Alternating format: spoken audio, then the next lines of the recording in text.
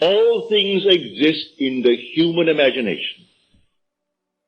And everything you see as an objective reality was produced by imagining. Think of one thing, just think of one thing that would simply deny it. You can't think of one thing. So you go to the moon. You first had to imagine it. Had to imagine everything concerning the machine that took you to the moon. Everything in the world first has to be imagined and then executed. The intelligence to do it will come, but you take the blueprint first and conceive it and dwell in it as though it were true. And no power on earth can stop it from becoming so. But tonight, if you're here for the first time and you want something practical, you apply what I've told you. First, have an objective. You must have an objective. You can't say, well, I don't know what I want. Well, all right. Come back the next time. Ask yourself, what would I like of life? Don't be ashamed to name it, what would I like of life? Well then, try to get some objective. Now, prayer, as far as I'm concerned, is nothing more than the subjective appropriation of the objective hope. That is the way to success. I appropriate it subjectively. How do I appropriate a state subjectively? Well, suppose now, this very moment, I wanted a ball, an ordinary baseball. But there isn't a baseball in the room, all right? But I want one. I would actually assume that I am holding a baseball in my hand until I can feel it. You think you can't feel it? Well, now try it. Try to feel what it would be like if you held a baseball. Now, to prove that you have held it, see what it feels like, the difference now, a tennis ball. See any difference? All right, a golf ball. See any difference? A piece of silk.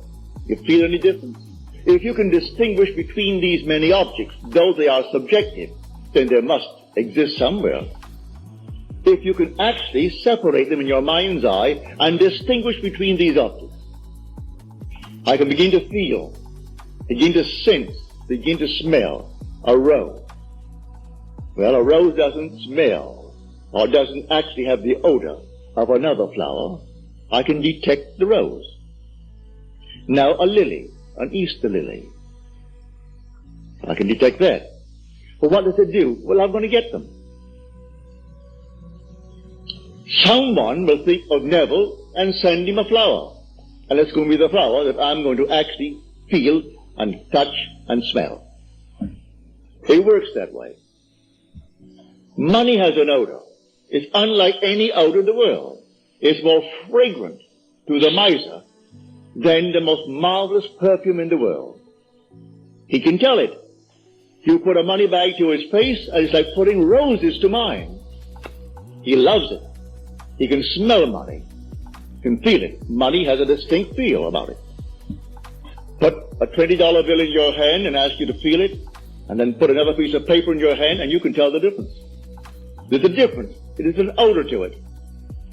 All this is part of the inner man, that all things are possible to him. Try it.